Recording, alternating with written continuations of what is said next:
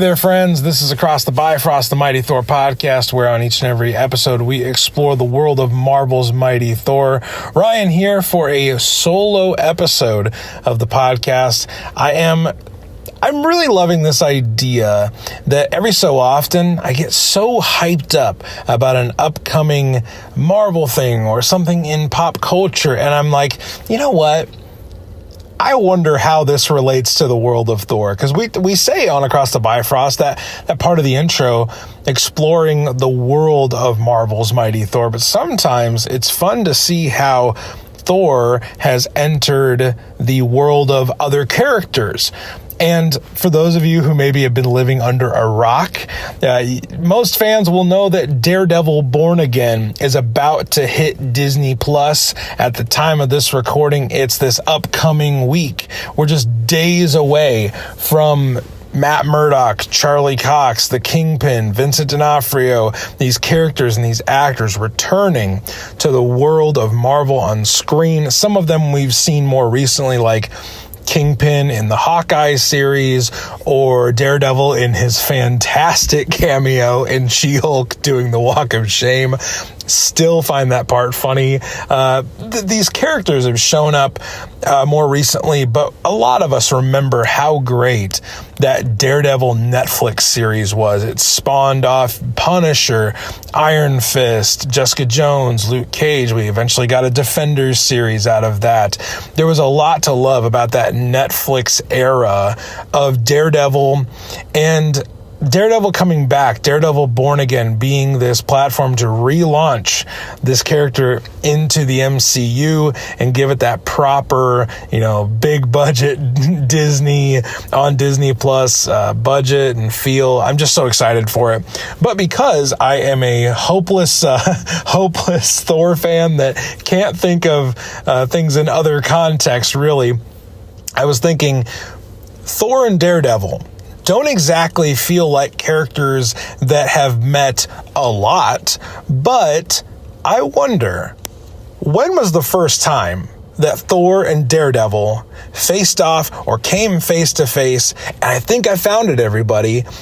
Daredevil issue 30 from 1967. It came out in May of that year, was released on the 9th, and this issue is aptly entitled, If There Should Be a Thunder God.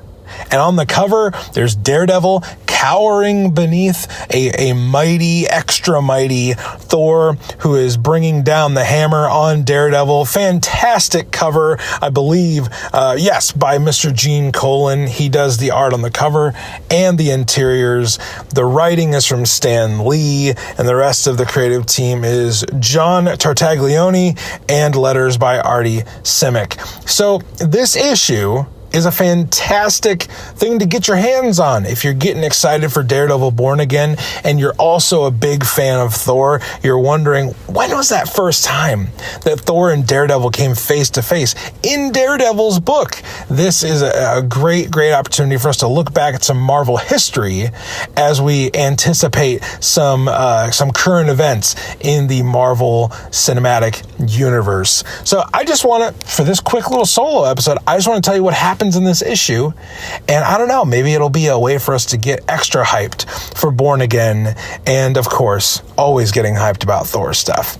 So this issue starts with Matt Murdock and Foggy Nelson in the office, in their law office, and they're talking about some recent events that have happened where these slithering villains, these strong villains, have broken into a bank vault, and they come to the conclusion that it's Cobra and Mr. Hyde, two villains that we have become very familiar with from the pages of Journey into Mystery at this point.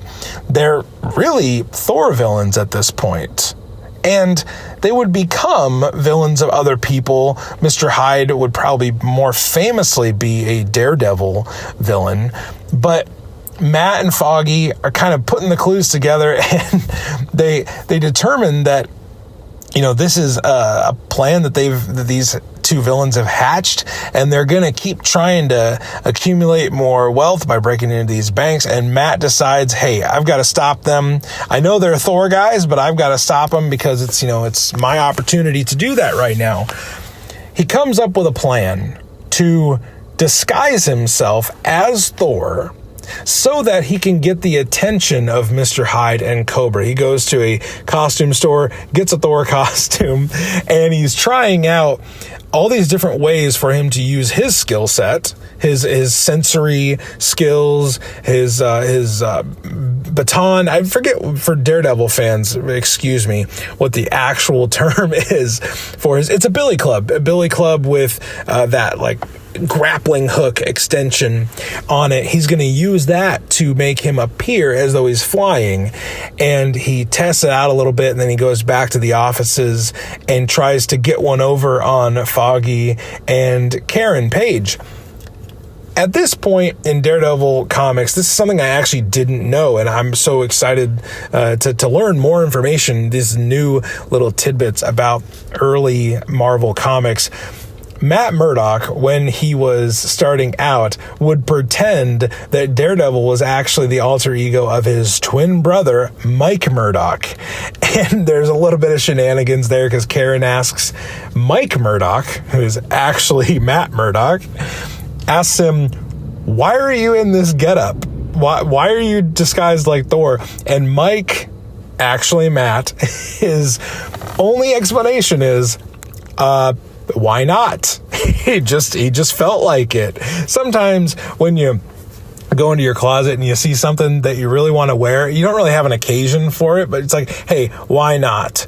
I wonder if we have a very prominent cosplayer on Across the Bifrost. I wonder if Faz ever goes into his closet and just says, you know what? I feel like being blank today. I think that is such a fun prospect, and Mike Murdock, is bringing that essence to this issue. He's like, you know what? I feel like dressing up like Thor today. Really, the secret plan is to bring Hyde and Cobra out into the open, because the lure of Thor is the thing that's going to make them give up their hiding place or come out of the shadows. So we have some scenes where Daredevil, disguised as Thor, goes out on patrol, and instead of getting the attention of Hyde and Cobra right away, he gets the attention of the God of Thunder himself, Thor. Thor, as Donald Blake, is, in his law office, or not law, his medical office, and he decides in all the universe there is only one true Thunder God, and by the golden gates of Asgard none shall usurp my place. Soon you base impostors shall answer the mighty Thor himself. So be it. He flies off and he tracks down this imposter, Daredevil, in the Thor costume, and they have a bit of a scrap. What I love about this too is Daredevil isn't trying to fight Thor right away. He's just trying to get away from him, because the real Thor would have no issue, no problem defeating Daredevil. Their skill sets just they don't match up well in a fair fight. We'll put it that way. They go back and forth, and finally Thor summons a vortex wind to reveal the identity of the imposter.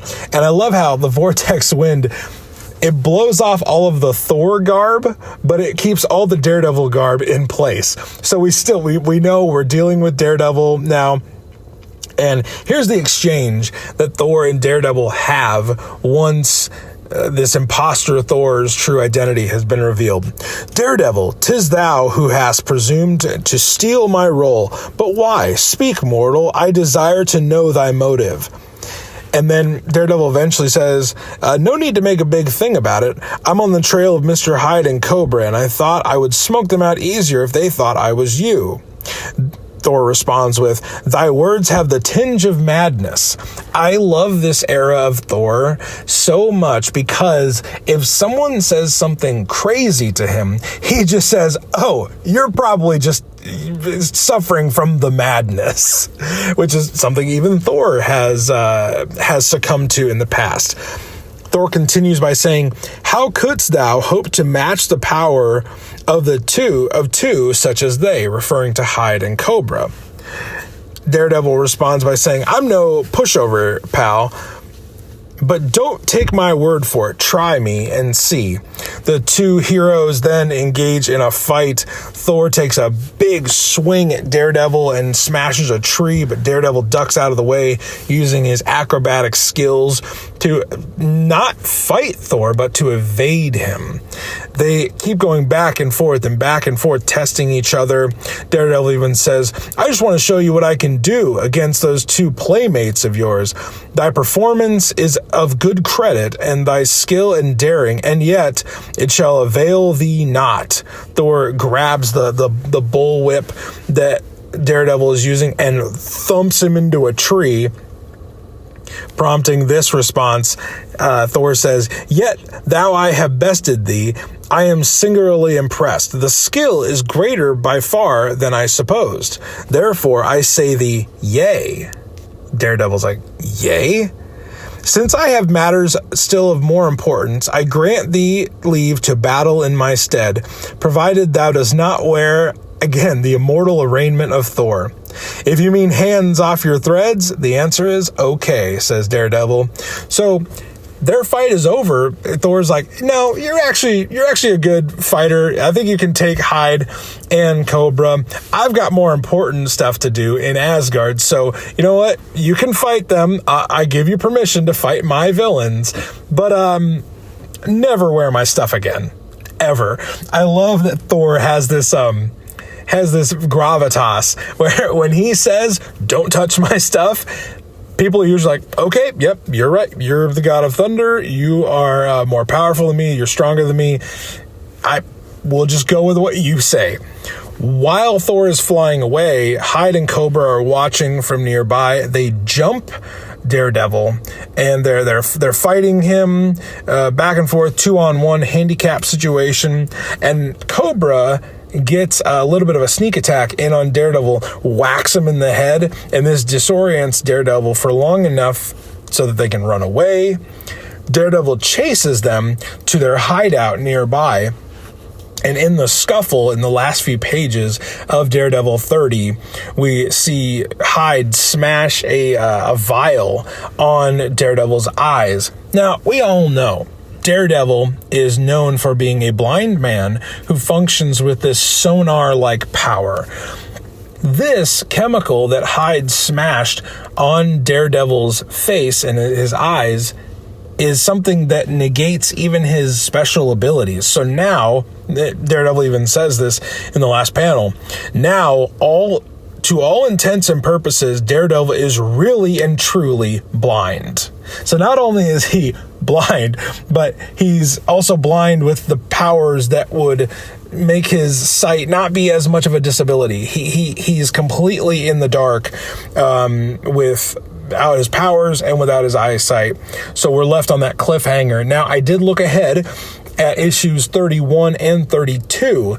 31 really focuses on Matt's struggle with this newfound, call it super blindness. And then in 32, he gets his powers back, and he's able to defeat Hyde and Cobra at the end of that. So this is part one of a 3-part story where Matt Murdock has to struggle to try and defeat these villains without his powers. So fantastic little story, and it also, like we said at the beginning, features the first time that Thor and Daredevil faced off, and really kind of they came to blows for a little bit, but really Daredevil was testing his powers against Thor. Now, this is definitely not the last time they would meet, but maybe in the following weeks, we'll look at a few other times that Asgard and Hell's Kitchen clashed or came into close contact. There are definitely a few issues of later Thor comics and even other books where Thor shows up in that I would love to check out as Daredevil Born Again is coming to our viewing rooms, our viewing rooms. like this is an old timey theater. As we're watching Daredevil Born Again, it would be kind of nice to see how Thor and Thor's world have intersected with Daredevil and Daredevil's world. So if you have any suggestions, any things you would like to see, if you know of an issue that would be fun for me to do in these little solo episodes. We did one of these way back when, coincidentally after the Jake Paul, Mike Tyson fight. I wanted to know, had Thor ever been in a boxing match? So it was kind of fun to just look for that theme in comics. And since Born Again is such a big deal, and I truly believe the show is just going to be fantastic. I have no fear that it will be a great show. Yes, that was a terrible joke. If you laughed, thank you. If you did not laugh, hey, I get it. Very excited for this show, and it almost even made me wonder what would an MCU fight between these two look like? Chris Hemsworth's Thor against Charlie Cox's Daredevil. It might have even been a shorter fight. No offense to Daredevil, but I just don't think Hemsworth's Thor would stick around for a fight like this. He might make it a little bit of like a cat and mouse game almost. I could see him kind of doing like a noogie on him and just being like, hey, this is cute, but like I got other stuff to do. Like Korg and Valkyrie want to go drinking, so you can join us, but like this fight is kind of over before it even begins. This solo episode has been a lot of fun. I like doing these from time to time because I'll just get a wild hair about something and just want to talk about an obscure Thor story from way back when. So I hope you've enjoyed this. If you did, be sure to check out our Patreon. We got more bonus episodes, early episodes, pre-games, things like that I'm sure you're going to enjoy and find at least entertaining, maybe informative. We love to do those extra bits for people that just support us at that next level to take care of Zoom and Marvel Unlimited, things like that really make this a whole lot easier to get together with our other co-hosts and talk about comics. It's a lot of fun doing that, and Patreon makes that just a little bit easier to do. So if you're able to do that, we would appreciate it. You can check us out on Instagram, Marvel Thor Podcast. We post our favorite panels. We post news there. We share other people's stuff on our stories. I love sharing art and other things like people send me that they're like, hey, that's the Thor guy. He must like this. So I'll just share that kind of stuff on our Instagram. And if you want to continue the conversation with us, we have a Discord link in the episode description that you can check out. Continue the conversation there with our small but mighty band of Thor core enthusiasts. We talk about comics, of course, but we talk about movies, sports, different things that are just happening in our lives. It's truly a lot of fun, and all the people on that server are just absolutely kick-ass awesome people. So we would love to have you at any of those levels. Help us out there. And I hope you enjoy the main feed episodes that are coming up. We got a lot of great new comics that are coming, and we may drop one or a few more of these solo episodes coming up throughout the run of Daredevil Born Again Season 1. Everybody, have a great rest of your day, and we'll see you next time. We are going to jump aboard the Rainbow Bridge and remind you to stay worthy. Whosoever holds this hammer, if he be worthy, shall possess the power of Thor.